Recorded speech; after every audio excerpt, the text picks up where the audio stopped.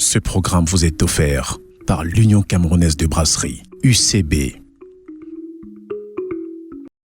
Julien Berthe Bissaï, téléspectateur d'Equinox Télévision, bienvenue au Qatar University Stadium. L'équipe d'Argentine s'entraîne sur l'un des terrains de ce complexe sportif et ce soir, l'équipe s'entraîne dans la perspective de son match contre la France, match final de cette 22e Coupe du Monde de football. On note ce soir une grande absence, celle de Lionel Messi, qui a brillé par son absence à cette séance d'entraînement.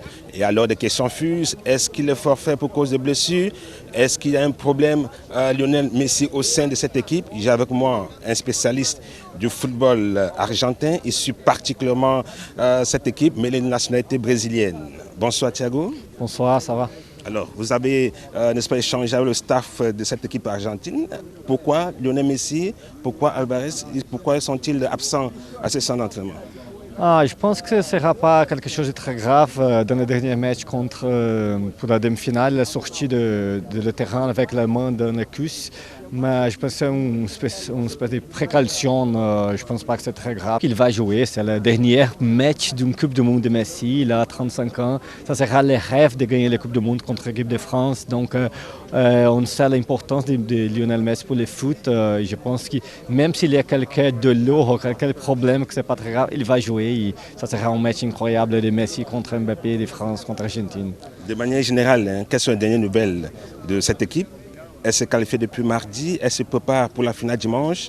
Vous suivez particulièrement cette équipe, je l'ai dit tantôt. Quelles sont les dernières nouvelles en dehors du cas Lionel Messi? Je pense que l'équipe d'Argentine en général, ils ont les confiance pour ce match parce que ça sera très important pour lui de remporter cette coupe le dimanche. Donc c'est une équipe forte que je pense qu'ils ont gagné la confiance pendant le tournoi. Après le premier match contre l'Arabie Saoudite, ils ont changé quelques joueurs. Lionel Scaloni, il est très intelligent.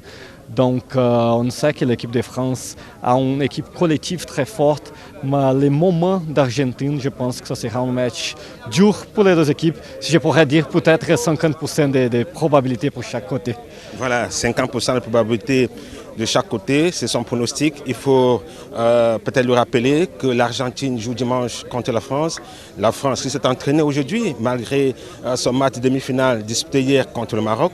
Le Maroc, par contre, ne s'est pas entraîné. Les joueurs ont été laissés au repos. Mais attention, l'équipe marocaine conteste la victoire de l'équipe française. On vient d'avoir en exclusivité pour Equinox Télévision un communiqué de la Fédération marocaine de football qui a déposé une requête auprès de la FIFA pour, n'est-ce pas, d'abord faire remarquer qu'il y a eu un mauvais arbitrage lors de cette rencontre. Et ensuite, la Fédération marocaine de football indique qu'il y a eu 2 pénalités non sifflées pour, n'est-ce pas, les Lions de l'Atlas. Donc la requête est arrivée dans la FIFA. On attend la réponse de cette FIFA. L'adversaire du Maroc, si jamais la victoire du match d'hier, si jamais le résultat du match d'hier est homologué sur le score acquis sur le terrain, évidemment le Maroc jouera le match de classement, le match pour la 3e place contre la Croatie. La Croatie qui depuis mardi ne s'est pas reposée elle aussi. Elle s'entraîne régulièrement. Ce soir d'ailleurs, il y a un centre d'entraînement à huis clos qui se déroule sur notre terrain. Vous comprenez très bien que les 4 équipes encore engagées dans cette compétition se préparent pour bien finir cette Coupe du Monde, même si du côté du Maroc, on a la peine à digérer la défaite d'hier. Depuis le Qatar University Stadium, Eric Watat, Nana Paul Sabin, envoyé spécial d'Equinox Télévision.